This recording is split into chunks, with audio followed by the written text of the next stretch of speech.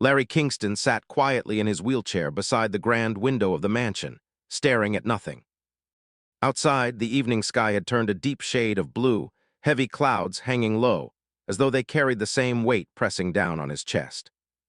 The world beyond the glass felt distant, unreachable. His fingers rested on the cold metal handles of the wheelchair, trembling slightly, betraying the storm raging inside him. His legs, once powerful enough to climb hills, run marathons of ambition, and chase success, now lay motionless, lifeless, like they no longer belonged to him. Inside the mansion, silence should have ruled. Instead, anger thundered through the vast living room. Rosa stood before him, her entire body shaking with fury. Her eyes burned with a cruel fire, her face flushed red as her chest rose and fell rapidly. When she spoke, her voice carried venom. "I wish you had unalived in that accident, Larry," she screamed. "I wish it was you instead of my sister. You should not be alive." Her words echoed off the marble walls, slicing through the air like blades. Each sentence struck Larry harder than the crash ever had. He flinched but did not look away. His throat tightened as he tried to speak. "Rosa, it wasn't my fault," he said weakly. "I never wanted your sister to die. I loved her. She was family to me." Her rage only grew. "Don't say her name," Rosa shouted, stepping closer. "You were supposed to protect her. You were supposed to save her." Larry's eyes filled with tears. He had replayed that night endlessly in his mind. The rain pounding against the windshield, the tires losing control, the sharp turn, the scream, the violent crash of metal and glass. He remembered the darkness afterward. He remembered waking up unable to move his legs, and he remembered the unbearable truth that followed. He lived. She didn't. "I'm sorry," he whispered, his voice barely audible, but Rosa's grief had hardened into hatred and he stood directly in its path. "You destroyed everything," she cried. "I can't stand to look at you. I can't stand to hear your voice. I can't stay here with you anymore." With that, she turned and stormed out. The door slammed shut so violently that the entire mansion trembled. The sound lingered, echoing again and again in Larry's ears long after she was gone. He remained where he was, unmoving, staring at the empty doorway. His breathing was slow, shallow. The house felt colder than before. Abandoned, worthless, broken, guilty. Maybe she's right, he thought. Maybe I shouldn't be alive. He rolled his wheelchair backward and tilted his head toward the ceiling. The chandelier above blurred through his tears, its bright lights mocking his darkness. "Why am I still here?" he whispered. "What am I even living for?" The mansion felt enormous yet hollow, filled with silence that pressed against his chest. He could hear his own heartbeat, slow, exhausted. His eyes drifted to the framed photographs lining the wall. Images of a man standing tall, smiling confidently, traveling the world, leading companies, winning at life. That man felt like a stranger. That night loneliness wrapped around him like icy water. He didn't eat, he didn't sleep. He only thought, over and over again, what if he disappeared? Would Rosa finally find peace? Would the pain end? Would the guilt stop haunting him? Near midnight, something inside him shattered. A dark thought whispered through his mind, "End it." He turned his wheelchair toward the front door. His hands shook violently, but he kept going. He rolled out into the cold night, down the long driveway, through the massive gates, and onto the quiet road beyond. The street was nearly empty. No cars at first, no people. Only the wind and dim streetlights casting long shadows. He moved closer to the road's edge. Just one car, he thought. One hit and it's over. Headlights suddenly appeared in the distance, growing brighter, faster. Larry inhaled deeply. Maybe this is right. He pushed forward. But just as the wheels touched the asphalt, something yanked him backward. A hand, a small hand. "Sir, what are you doing?" a girl's voice cried. "Stop, you can't cross here." "Are you trying to be alive?" Larry turned sharply, his eyes wide. Behind him stood a teenage girl, dirty, exhausted, clearly hungry, but her eyes shone with fear and concern. She clutched the wheelchair handles tightly, as if letting go would cost her everything. The car rushed past them, horn blaring loudly. The wind slapped their faces. When it was gone, the girl exhaled shakily. "Sir, are you okay?" she asked. "Why would you do that? You scared me." "Let go," Larry said quietly. "Please, I know what I'm doing." "I just want it to end." Her eyes widened. "End? No, sir, you can't say that. You can't do that. As long as there's life, there's hope." Larry laughed bitterly. "Hope? What hope do I have? My wife hates me. I can't walk. My life is useless." She shook her head firmly. No, sir, you have a house, you have food, you have somewhere safe to sleep. Her voice broke. Me, I have nothing. My parents died years ago. I lived with my uncle in the village, but he was wicked. He tried to force himself on me. I ran away this morning. I haven't eaten. I don't know where I'll sleep tonight or what will happen to me. Larry felt something twist painfully in his chest. Her suffering cut deeper than his own. What's your name? He asked softly. Precious, she replied, wiping her tears. I didn't want to disturb you, I just didn't want you to die. Larry studied her tired face, her fragile strength. You saved my life, he said. The least I can do is make sure you're safe tonight. She hesitated. Sir, are you sure? I am, Larry replied. Follow me. After a moment, Precious nodded. Thank you, sir. As they moved away from the road, something warm flickered inside Larry's shattered heart. Back at the mansion, the lights came on automatically, revealing its grand beauty. Precious stopped, stunned. Is this really your house? Yes. It's so big, she whispered. It feels small when you're alone, Larry said. Inside, the mansion felt cold and silent. You belong here tonight, Larry said gently. She sat carefully on the couch, nervous and unsure. You don't have to be afraid, he told her. She smiled shyly. It just looks too fine for someone like me. He chuckled a little, the first smile he had made all day. You saved my life. That makes you more than qualified. Precious looked down, embarrassed but touched. Larry rolled closer to her. Precious, when did you eat last? She swallowed. Yesterday afternoon, sir. His chest tightened, and today she shook her head slowly. No food, nothing, not even water since morning. Larry felt the pain of her words. How many hours had she been wandering? How much fear had she carried alone? You must be starving, he said quickly. Wait here. He turned his wheelchair toward the kitchen and moved as fast as he could. He warmed leftovers from the refrigerator. When he returned, Precious's eyes widened. All this for me? Yes, eat, she hesitated, almost shaking. Sir, can I really eat this? All of it, Larry nodded firmly. Yes, Precious, please. She looked up at him, her eyes full of gratitude. Thank you, sir. May God bless you. Larry looked away quickly as emotion rose in him. If only she knew, she had saved him too. Precious continued eating quietly. After some minutes, her breathing calmed and her face looked less frightened. Sir, she said. Why did you want to end your life? Larry sighed long and deep. It's a long story. I'm listening, she said softly. He nodded. Something inside him wanted to speak. Maybe because she had saved him. Maybe because she listened without judgment. My wife Rosa, she hates me now. Her sister died in a car accident. I was the one driving. It was raining heavily. The car slipped. Everything happened so fast. He paused as the memory washed over him like a cold wave. I woke up in a hospital. My legs were gone, and her sister, she never woke up. Precious blinked slowly. I'm so sorry, sir. Her family blames me. Rosa blames me. Even tonight she told me she wished I died instead. Precious gasped softly. That's why I left the house. I felt useless, like a burden, like someone who shouldn't be alive. Precious put her hand on his slowly. Sir, God kept you alive for a reason. Maybe that reason is still coming. Maybe it is me. Maybe it is someone else, but your life is not a mistake. Larry stared at her hand. Something inside him softened. You really believe that? With all my heart, she said. Larry breathed deeply. Precious, thank you. She smiled gently. They stayed there in silence for a few minutes. Two broken people who found each other by accident yet somehow felt less broken together. After a while, Precious spoke softly. Sir, where should I sleep? You will not sleep on the floor, Larry said quickly. I will arrange the guest room for you. Her eyes widened again. Guest room for me? Yes, you need rest. Tomorrow we will talk about what to do next. Precious stood and bowed her head. Thank you, sir. Thank you again.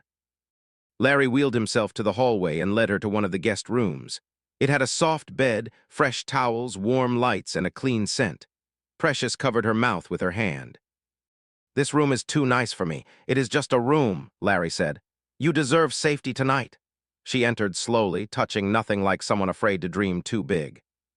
Good night, Precious, Larry said. Good night, sir, she whispered.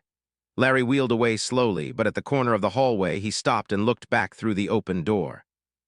He saw Precious kneel beside the bed, thanking God in tears for bringing her to safety. Larry's own eyes became wet again. Maybe my life is not useless after all, he thought. He returned to the living room, feeling something he had not felt in a long time. Hope. Rosa came home the next day around noon, angry and tired because she didn't sleep well at her friend's house. She opened the door roughly and walked straight into the house. The first thing she noticed was the smell of food cooking. A strong, sweet aroma filled the mansion. She frowned immediately. She wasn't expecting any visitor and her husband couldn't cook anymore. So, who was in her kitchen? She walked in slowly, ready to shout at her husband for leaving something on the fire. But the moment she entered the kitchen and saw Precious standing near the stove, stirring a pot gently, her entire face twisted like she had seen a ghost. She pointed at Precious. "What are you doing in my kitchen? Who brought you inside my house? Who is this dirty thing standing beside my pot?" Precious turned calmly. "Good afternoon, Ma. Don't you dare greet me," Rosa shouted. "So this is what is happening now. Larry thought I wouldn't come back early, and he brought home this thing, this rubbish, this village rat. So my husband now keeps side chicks in my house under my roof." Precious didn't say a single word again. She simply lowered her eyes and remained polite. Rosa stormed out of the kitchen like a hurricane. She walked to the bedroom and pushed the door so hard that it banged loudly. Larry was sitting on the bed quietly. The moment she saw him, her anger increased. "You fool," she screamed. "You brought a small girl to our house, your side chick. Are you not ashamed? Useless man." Larry sighed. "Rosa, listen." But Rosa didn't let him talk. She rushed to the bed, grabbed him by his shirt, and dragged him down from the mattress. Larry cried out in pain as he slipped toward the floor. "Rosa, stop," he begged. "Please, just listen to me." "Listen to what?" she shouted. "Listen to how you disgraced me. You useless man, you can't walk again. Now you are doing nonsense with small girls." She slapped him once. Larry cried instantly, the sound echoing through the room. Precious heard his cry from the kitchen. She dropped the cooking spoon immediately and ran down the hallway. The moment she reached the bedroom door, she saw Rosa raising her hand again. Precious didn't even think. She rushed in. "Madam, please stop," Precious shouted. Rosa turned around sharply. "Who the hell are you to tell me anything? Who gave you the right to talk in my house? This is my husband. I can beat him anyhow I like. You are stupid." She slapped Larry again and Precious snapped. She rushed forward, grabbed Rosa's hand midair, twisted it behind her back, and pushed her face down on the bed. Rosa screamed, kicking wildly, but Precious held her strongly. Rosa struggled to get free, but she couldn't. Precious had strength that came from anger and protection. Leave me, you animal," Rosa cried. Precious leaned closer and said calmly, "If you ever hit him again, I will beat you again." "Ma," Rosa shouted louder, Larry, help me." Larry looked helpless, tears running down his cheeks. He couldn't even move to help anyone. Precious finally released Rosa. She pushed her away from the bed, and Rosa stumbled to the floor, hitting her elbow. She got up again like someone possessed, her pride wounded. "You beat me," she screamed. "You beat me inside my own house. I will finish you today." She ran out of the room shouting. "I will call my cousin. He will deal with you. You are finished." Precious turned immediately to Larry. She helped him sit properly and gently wiped his tears. Larry held her wrist tightly, shaking. "Thank you," he whispered weakly. "This is what I go through every day. From the same woman who claimed she loved me." He started crying again. Precious felt her heartbreak watching him. "Sir, don't worry," she said. "I am here now. No one will ever touch you again. Never, not while I'm alive. I am now your bodyguard, sir." Larry let out a weak laugh through his tears. "You are funny, Precious. I am serious," she said. "Let me get you something to eat." She stood up and left the room quietly. Meanwhile, Rosa had reached outside the house already with her phone in her hand. She dialed her cousin's number angrily. Hello, she shouted. "Come to my house now. That stupid small girl my useless husband brought home beat me. She disgraced me. Come and deal with her." Her cousin's voice came through the phone, calm but tired. "Rosa again, you fought again." "She beat me," Rosa repeated. Her cousin sighed. "Rosa, let me ask you, did you beat your husband again?" Rosa kept quiet for 2 seconds, then said, "He deserves it." "You see," her cousin replied sharply, "how can you beat your own husband in that condition? Rosa, your own is too much. I am disappointed in you." And he hung up the phone. Rosa screamed, "Is everybody mad in this world?" She stormed back into the house, breathing heavily. She entered the kitchen and saw Precious still cooking as if nothing happened. "You," Rosa shouted, "leave my house now." Precious didn't turn. She stirred the pot slowly. "Ma, with everything I said minutes ago, I am not leaving." Rosa gasped, "You are not what?" Precious turned around calmly. "I am not leaving my boss with you. He is not safe around you. You're what?" Rosa shouted. Precious stood straight. My boss, Larry, he needs me. Rosa frowned. Your boss, my husband is your boss. What nonsense is this? Who asked you to stay? Precious stayed calm. I am now his chef and his bodyguard. His what? Rosa screamed. You heard me, Precious said. And Ma, if you dare touch him again, I will beat you again. Rosa's eyes widened in disbelief. She looked like she might faint from anger. You dare me? You dare talk to me like this? In my marriage, in my house? Ma, Precious said simply, you are an ungrateful woman. Rosa froze. Precious continued. Your husband is innocent. He is suffering and you cause him pain every day. If you try to hurt him again, you will know I am not afraid of you. Rosa's voice trembled. My mother must hear of this. Precious turned back to her cooking. Tell her, Ma. Tell the whole world. Rosa stood there shaking, speechless, her pride shattered, her anger boiling but powerless. Rosa stood in the kitchen doorway for a long moment, breathing fast like someone who had just run a race. Her whole body shook with anger. She could not believe a small village girl had beaten her, talked back to her, and stood boldly in her kitchen. Precious didn't even look scared. She just continued stirring the food calmly like the mansion belonged to her. Rosa's pride burned like fire inside her chest. No one had ever challenged her like this, not even Larry, who she constantly insulted. She always had the upper hand. But now, a stranger had walked in and turned her world upside down. Precious finally finished cooking and switched off the gas. She gently carried a food tray and left the kitchen to take breakfast to Larry. Rosa's eyes followed her, furious and confused at the same time. Every part of her body wanted to drag Precious back and fight, but she remembered how easily Precious had pinned her down. The embarrassment was still fresh. Precious entered Larry's room quietly. Larry looked better not because he was healed, but because someone cared for him. His eyes brightened when Precious walked in with the food. Sir, your food is ready, she said softly. Larry smiled weakly. Thank you, Precious. She placed the tray on a small table near his bed and helped him adjust his sitting position. Larry ate slowly and Precious watched carefully in case he needed help. Rosa stood at the door watching them like a jealous lioness. She didn't step inside. She only leaned on the wall and folded her arms tightly. Her eyes burned with anger. She couldn't understand it. She had never seen Larry smile like that, not in a long time. He smiled at Precious, not at her. He was comfortable with Precious, not with her. Something inside Rosa cracked. She stormed into the room suddenly. So this is what you've become, Larry. A man lying in bed with a village girl serving him food. You are embarrassing me. Larry sighed, tired. Rosa, please, Precious is helping me. Rosa scoffed loudly, helping you. She is seducing you, you foolish man. Can't you see? She wants your money, she wants your house. Precious remained calm. Get out of my room, Larry said softly. Rosa froze. What? What did you say? Larry raised his eyes. I said leave my room, Rosa, please. Rosa burst into bitter laughter. Oh, so now you have mouth to talk because of this useless girl standing here. Larry, you are finished. I swear you are finished. Precious stepped forward. Ma, please, he needs peace. Don't stress him. Rosa snapped. Shut up. I'm not talking to you. Who are you? Who trained you to talk in front of your elders? Where are your parents? Precious didn't answer. Her face fell slightly because the question touched her heart, but she stayed strong. Rosa hissed loudly and stormed out again. She walked down the hallway talking to herself like someone losing control. I must call my mother. I must tell her everything. This girl must leave this house. Over my dead body. Will she stay here? She must leave. She took her phone and dialed her mother immediately. The moment her mother picked, Rosa started crying loudly, adding extra drama. Mommy, Mommy, come and help me. Come and see what is happening in my marriage. Come and hear how my husband brought a small girl into our home. Her mother shouted through the phone. What? Rosa, what nonsense are you talking? Slow down. Rosa cried louder. It's true, Mommy. A village girl beat me and refused to leave my house.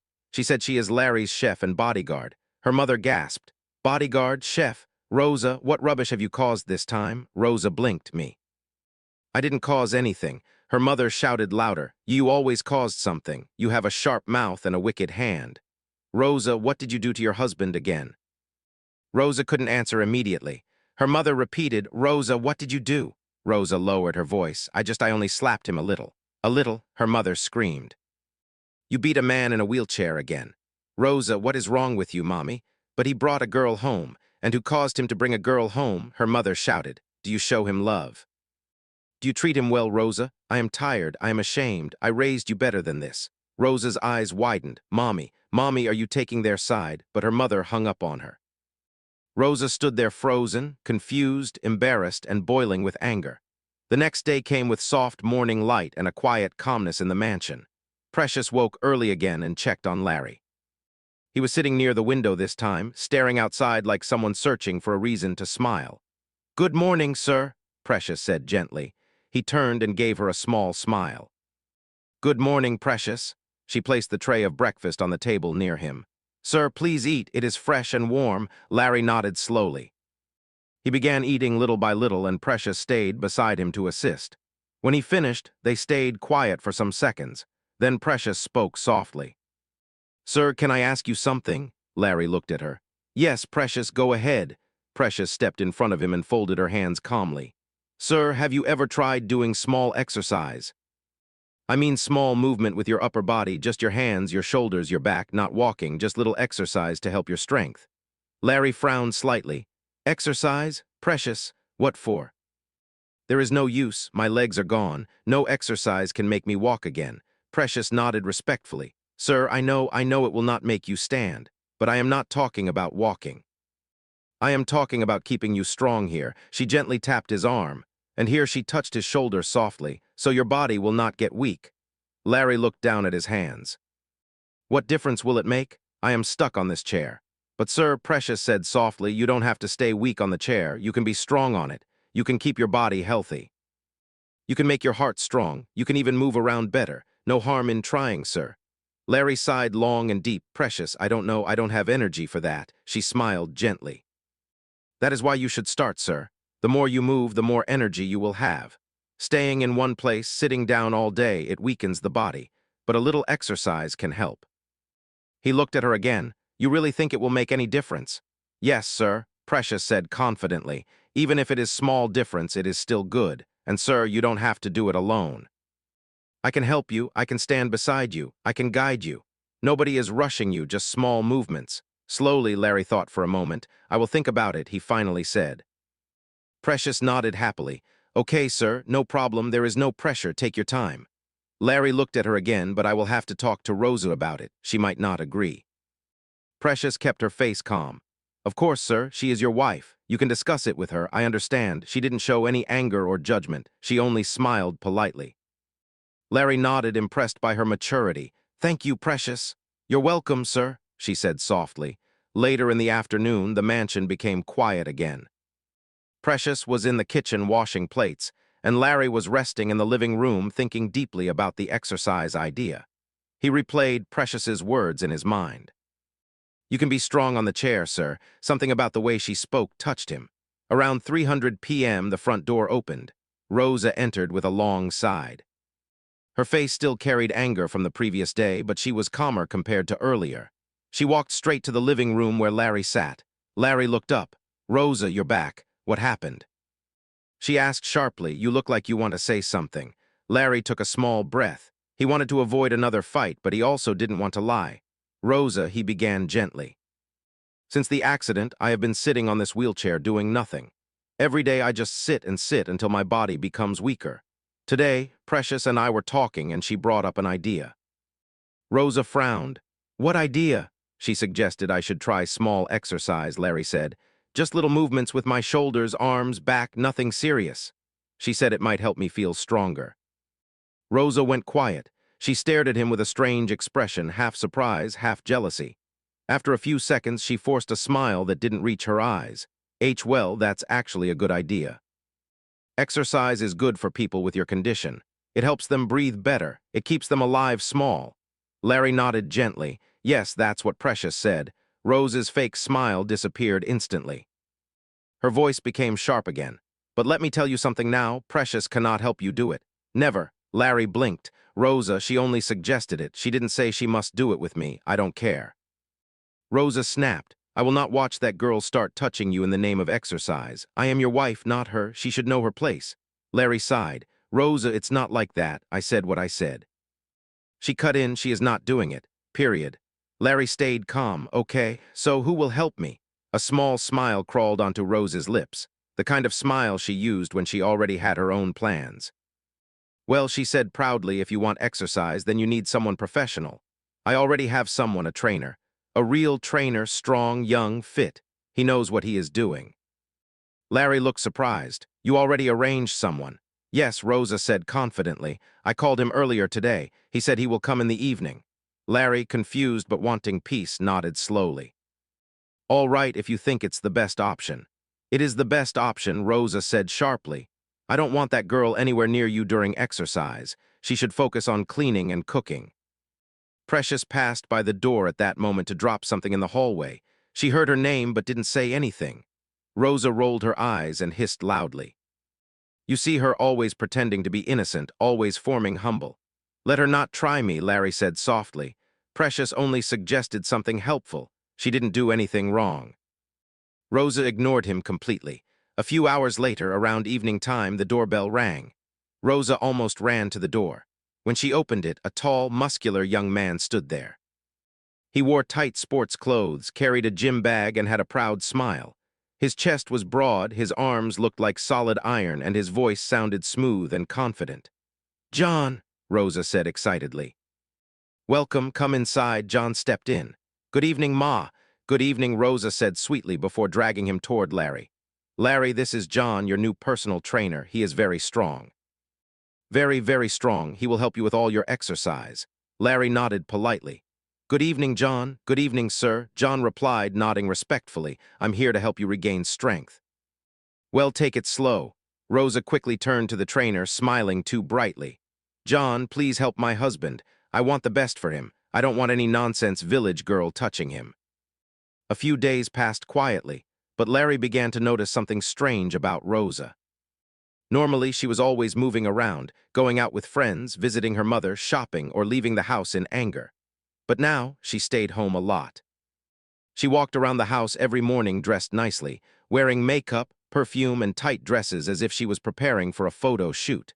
Larry found it odd. One afternoon, he finally asked, Rosa, why don't you go out anymore? You've been home for days. Rosa forced a small smile. I just want to be home. Is that a crime? I'm a married woman. I should be here with my husband. Larry nodded slowly, but he didn't fully believe her. Something in her eyes looked different. She was not staying home for him. She was staying home for something else or someone else. That evening around 7:00 p.m., the doorbell rang. Precious was in the kitchen preparing dinner, and Larry was in the living room watching TV when Rosa walked to the door with suspicious excitement. She opened it. John walked in. He looked too comfortable holding a large travel bag and smiling boldly. Larry's eyes widened. Rosa, what is he doing here? Rosa grinned as if she had been waiting to reveal a surprise. Darling, John will be staying with us for now. Larry blinked slowly. Staying? Staying where? Why? Rosa held John's arm like he was a trophy. He lost his house. Poor thing. The landlord threw him out. I can't let him sleep outside. We have 2 guest rooms. Let's give him one. Larry raised his voice slightly. No, I won't allow that. How can you make such a decision without telling me first? This is my house too. Rosa's smile disappeared instantly. Oh, really? When you brought Precious home, did you inform me first, Larry? Did you tell me before you brought that village girl into my kitchen? Larry took a deep breath. That was different. Precious saved my life. Rosa clapped her hands sarcastically. Exactly. And John is going to save your dead, weak body. He is your trainer. He needs to be close to you. I'm helping your condition, Larry. Larry shook his head. Rosa, no, I don't want him living here. Too bad, Rosa snapped. I have no choice. He is staying. John didn't say anything. He simply stood there smiling quietly at Rosa like they shared a secret. Larry felt his stomach tighten. Something was very wrong. Rosa, please listen to me. No, Rosa shouted, her voice shaking with anger. I don't want to hear anything. This house is big enough. He is staying. End of story. She grabbed John's hand as if she was protecting him and led him away towards one of the guest rooms. Near the window, unable to sleep. Everything inside him felt cold and heavy. Precious noticed and came to check on him quietly. Sir, are you okay? She asked softly. Larry swallowed hard. Rosa did something I don't like. Precious didn't push. She waited gently. John is staying here now, Larry whispered. Rosa brought him in like he is part of this house. She didn't ask me. She didn't respect me. Precious sighed. I'm sorry, sir. Larry shook his head slowly. Something is wrong, something is not right. Precious nodded quietly. Yes, sir, I feel it too. But they were not prepared for what happened next. Around midnight, when the house was quiet and all lights were off, Precious stepped out of her room to get water. As she walked down the hallway, she heard soft laughter. A woman's laughter, a familiar one. She paused. The sound came from the guest room where John was supposed to be. Precious tiptoed closer. Her heart pounded slowly.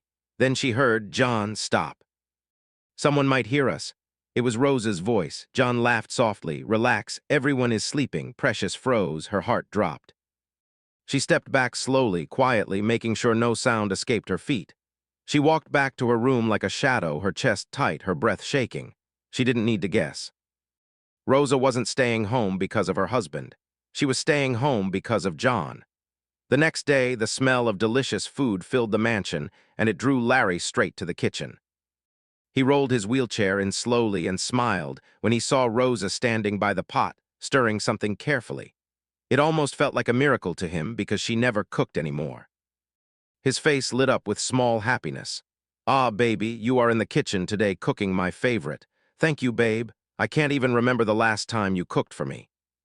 Instead of smiling back, Rosa turned her face slowly with a deep frown. She looked at him as if he had said something offensive. "Who told you this food is yours?" she asked coldly. Larry's smile fell immediately. He didn't understand. Rosa continued, "Don't you have a chef? Is Precious not here? Let her cook for you. This food is not for you." Larry swallowed hard. "Then who is it for?" Rosa smiled proudly. "For our guest, of course. John just came into the house. He needs to feel at home. I won't let him suffer. This food is for him, not you." The words cut Larry deeply. His heart became heavy. He slowly wheeled himself out of the kitchen, back to his room, quietly, trying not to show the pain on his face. Stayed there for a while, staring at the wall, wondering how his own wife could cook for another man before cooking for him. Later, the door opened softly, and someone entered. Larry looked up slowly. It was his loyal helper, the only person in the house who spoke to him with respect. The moment she saw his expression, she understood everything without him saying a word. She moved closer gently. "Sir, are you all right?" Larry shook his head. "I'm fine," but his voice was weak. "It's just nothing." She sat closer. "Sir, something happened. Please tell me." Larry sighed. "Your madam was cooking and I thought it was for me, but it was for John. She said he needs to feel at home. I don't understand her anymore." Precious nodded slowly. "Sir, I'm sorry." Truly, Larry rubbed his forehead tiredly. "It's okay. I should be used to it." There was silence for a moment, then she spoke again gently. "Sir, since you started this personal trainer thing, I haven't seen any improvement in your body, not even small." Larry looked at her. "Yes, I've noticed too. I told you before," she said softly. "Let me train you. I'm very strong and very good at that. Back in my village, I used to train local warriors, real warriors, strong men. I taught them how to fight, how to stretch, how to build strength. Forget my age. Don't forget I will be turning 20 in 2 days." Larry looked at her with surprise and amusement. A smile slowly formed on his face for the first time that day. "You trained warriors. Are you serious?" Precious nodded proudly. "Yes, sir, very serious." Larry chuckled softly. "That's amazing. You don't look like someone who trained warriors." "I know, sir." Precious laughed a little. "But don't judge by size. I'm very strong." Larry nodded. "I believe you.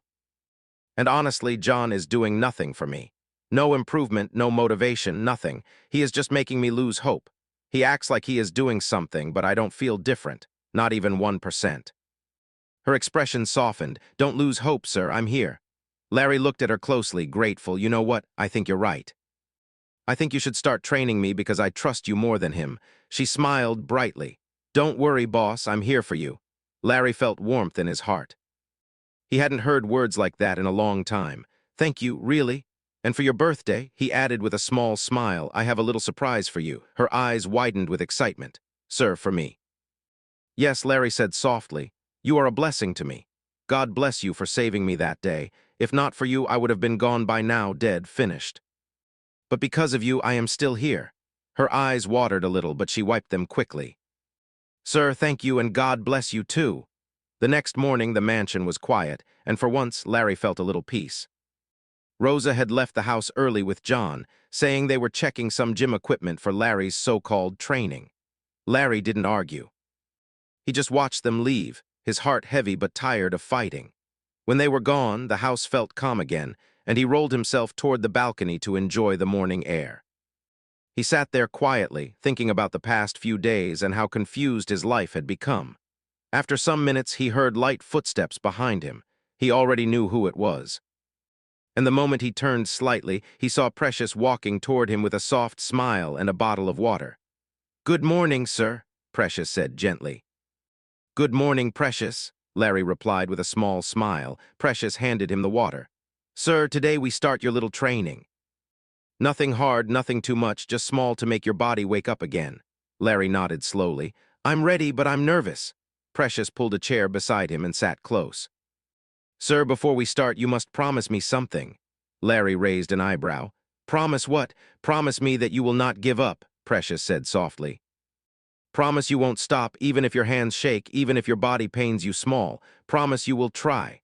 Larry looked into Precious's eyes and saw sincerity and care. "I promise," he whispered.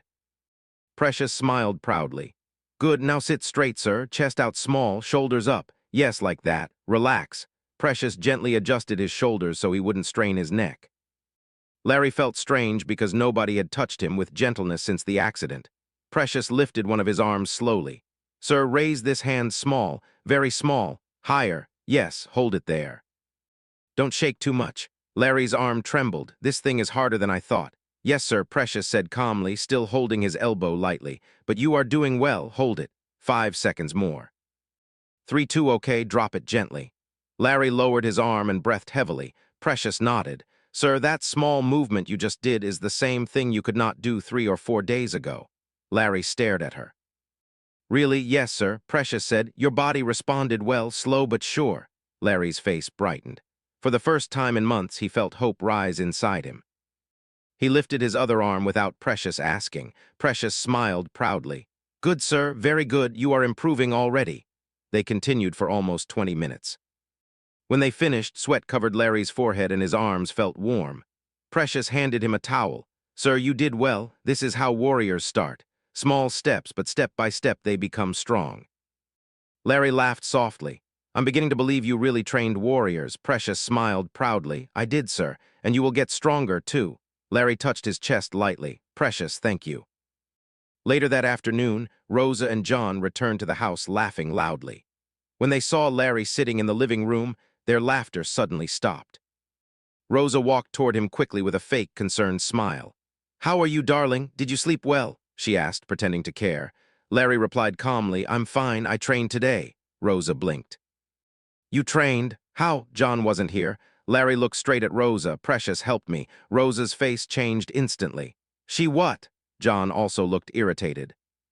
Larry continued, "Precious helped me do arm exercises, and honestly, I felt something. Progress." Rosa became red with anger. "How dare you let that girl touch you? I told you she must not train you." Larry stayed calm. "Rosa, Precious, is the reason I'm alive today. If she can help me regain strength, I will not stop her."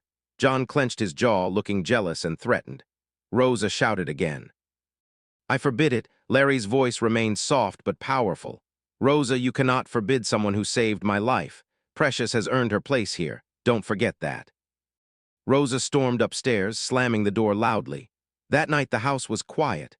Larry had already slept, tired from the training Precious gave him earlier. Precious stepped out of her room quietly to get water from the kitchen. She walked down the hallway, rubbing her eyes slowly because she was already sleepy. But as she approached the kitchen door, she stopped. She heard voices, soft voices, laughing voices, voices that shouldn't be there at that time of night. Precious moved closer silently and pushed the kitchen door slightly. Her heart dropped immediately. Rosa was inside the kitchen kissing John. Rosa held John's face like a teenager in love, whispering and giggling. John held her waist confidently, not even ashamed. Precious stepped inside fully and Rosa turned sharply, shocked. Their eyes met. Rosa froze for a second, then her face turned angry like fire. "Shut up," Rosa hissed immediately. "Shut up, Precious. If you open that dirty mouth and tell my husband anything, you are gone. I will destroy you." Precious didn't shake. She stepped forward slowly and looked Rosa straight in the eyes. "Madame Rosa," Precious said calmly, "I am not afraid of you." Rosa's mouth opened in shock. Precious continued, "I'm not going to tell my boss anything, but he deserves better." You should be ashamed of yourself, Ma, Rosa shouted. How dare you talk to me like that? Precious stepped closer, her voice still calm but firm. Madam, please don't start trouble, because if you start, I will beat the hell out of you right here. And now, in the presence of your foolish, shameless toy boy, John looked away, embarrassed, but pretending he didn't care. Precious didn't stop. You think today is the first time I'm finding out about you too? You must be joking, Ma. I know about this long ago. I have seen enough. I just kept quiet because I respect my boss. Rosa froze speechless for the first time. Precious took a deep breath. I will not tell your husband. I will not destroy him. But you have to tell him the truth one day. You have to face him yourself. Rosa was shaking with anger, humiliation, and fear all mixed together. She opened her mouth to insult Precious again, but no words came out. Precious simply turned around slowly. Good night, Ma. Then she left the kitchen quietly, leaving Rosa standing there with shock on her face and guilt burning in her chest. John walked closer to her. Baby, we have to get rid of that girl. Rosa turned her head slowly. Get rid of her? What do you mean? John pulled her closer and whispered, I mean, we should send her to meet her dead parents. His tone was cold and dangerous. Rosa's eyes widened. John, that is not a good idea. That girl is useless. We won't gain anything from her. Nothing. It's my husband who is the real problem. John frowned. What do you mean? Rosa folded her arms and looked toward the hallway, making sure nobody was coming. Her eyes darkened. Her voice became low and wicked. Think, John. Use your head. I am legally married to Larry. If Precious disappears, we gain nothing. She owns nothing. She is nothing. Rosa stepped even closer. But if Larry dies, she smiled slowly, her lips curling like someone tasting sweet victory. Everything becomes mine. His house, his money, his properties, his company, everything. John's face brightened, understanding her wicked plan. Go on. Rosa lifted her chin proudly. If Larry is gone, it will be me and you forever, baby. No more hiding, no more secrets, no more sneaking around. His death will set us free. John smiled darkly. That's my girl. Very brilliant. Very smart. Rosa smirked. I know. John leaned even closer, lowering his voice so only Rosa could hear. I have an idea, a slow plan, something nobody will suspect. He paused, then said, let's do it gently. Slowly, we don't rush, we make him weak. Rosa's eyes shined with wicked excitement. Go on, John continued. We start adding things to his drink. Small, not enough to unalive him immediately, just enough to make him weaker every day. Enough to make him look like his sickness is getting worse. Rosa nodded eagerly. Yes, that will work. Every morning he drinks tea. Precious makes it for him, or sometimes I do. We can add something little inside. He will never know. John laughed softly. Exactly. He trusts you. He will drink anything you give him. Rosa smiled. Beautiful, perfect, very easy. John pulled her closer again, and when he finally becomes too weak, too sick, the rest will be easy. Rosa nodded slowly. And once he is gone, nobody will question anything. People will think it is because of the accident, because of his condition. John grinned, and everything he owns becomes yours. Rosa touched his face. Ours, baby, ours. John smiled proudly. Ours. They kissed again, long and wicked, sealing their evil plan with their lips. In that kitchen, two hearts beat with one dark intention. And in that same house, in that same moment, Larry slept peacefully in his room, unaware that the woman he loved and the man he trusted as a trainer were planning to end his life slowly. Precious's birthday finally arrived. She woke up early, quietly cleaned the house, and prepared Larry's light breakfast. She didn't tell him it was her birthday again because she didn't want to disturb him. Larry, however, hadn't forgotten, not even for a second. That morning, Larry rolled out of his room looking excited but pretending to act normal. Precious greeted him, served him breakfast, and helped him with his morning stretch. Everything felt normal, but Larry didn't stay home long. Around 10:00 a.m., he suddenly wore a neat shirt and called for a driver. Sir, are you going out? Precious asked politely. Yes, Precious, Larry said with a small smile. Don't worry, I will be back. Precious didn't question him. She simply nodded and let him leave. But her heart wondered where he could be going so early. In the afternoon, Precious was sweeping the hallway when her small phone rang. It was Larry, she answered quickly. Hello, sir. Are you okay? Larry sounded excited. Precious, please dress nicely and go to the restaurant near the mall. Wait for me there, I'm on my way. Precious froze. Sir, why? Larry laughed softly. Just go, Precious, it's your birthday. Allow me to surprise you. Precious's eyes widened with joy and confusion. Sir, really? Thank you, sir. I will go now. She changed into her neat gown and looked at herself in the mirror. She still looked simple, but she felt special. Before leaving, she passed through the living room where Rosa and John were sitting. Rosa looked at her outfit and frowned immediately. Where are you going dressed like that? Precious didn't waste time. It's not your business. Rosa sat up angrily. You will soon leave this house. Just wait, your time is coming, stupid girl. Precious paused and looked at her calmly. Madam is like you want beating this afternoon. Rosa's mouth dropped open, speechless. Precious simply walked out of the house with confidence. The moment she left, the atmosphere in the mansion changed. Rosa let out a dramatic sigh of relief and jumped into John's arms. Baby, we have all the hours to ourselves, she said, laughing. Those two fools are gone, John smirked proudly. I think Larry wants to lodge Precious in a hotel. They probably want to have fun, Rosa shrugged. Who cares? Let them go. As long as I have you, I don't care what that cripple does. John kissed her neck. That's my baby. Rosa giggled loudly. Let's go inside and have fun, baby. Just thinking of you makes my whole body sweet. John lifted her hand and pulled her closer. I can't wait to be yours completely, Rosa whispered. And when that fool comes back, I will make sure he drinks that tea. Her eyes were wicked with excitement. Small by small, he will get weaker and finally gone. John smiled darkly. Perfect, baby. They held each other tighter and walked to the bedroom, laughing, plotting, and feeling untouchable. Precious sat in the restaurant quietly, her heart beating with curiosity. She kept looking around, wondering what kind of surprise Larry had prepared for her birthday. She sat calmly, hands folded, trying to relax, but she was still confused about why he asked her to come alone. After some minutes, she heard someone call her name softly, and when she turned, she almost fainted. Larry was walking toward her with his two legs, straight, confident, strong.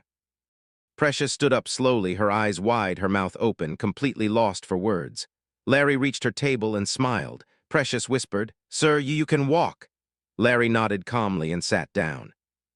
Precious sat too, still staring at him as if she was looking at a ghost.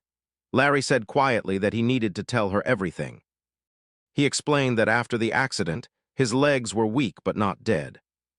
That he had been doing secret physiotherapy and that he pretended to be crippled because he wanted to see who really loved him and who didn't. Larry told her he finally realized Rosa never loved him.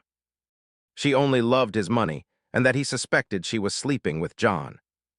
Precious looked down for a moment and then said softly that she was sorry to interfere in his marriage, but Rosa was sleeping with John.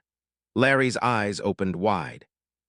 Precious continued saying she had caught them several times kissing and touching each other in the kitchen, the hallway, even at night. But she didn't tell him because she didn't want to break him more than life had already broken him. Larry felt anger rise in his chest and asked why she didn't tell him, but Precious apologized again and said she didn't want to hurt him when he was already suffering. Larry sighed deeply, trying to calm himself. He told her he understood. Precious then leaned closer and said, Sir, please, if Madam gives you tea, don't drink it. Larry looked confused and shocked at the same time. Precious told him everything she heard that night. How Rosa and John planned to slowly poison him until he became weak and died naturally so nobody would suspect. She told him she recorded the whole conversation on her phone, every single word. Larry looked at her with disbelief and gratitude mixed together. He whispered, Precious, you saved my life again. Precious said she only did the right thing and she couldn't allow evil to happen to him. Larry held the table gently, his heart beating fast, and told Precious she was the smartest, bravest girl he had ever known. Then a slow smile appeared on his face. He looked at her and said he had an idea, something strong, something smart. He said Rosa and John believed he was still weak, foolish, and clueless. But now he knew everything and Precious had given him proof. He leaned closer and whispered, We will turn their plan upside down. It's time to teach them a lesson. Precious nodded slowly, and for the first time, Lar,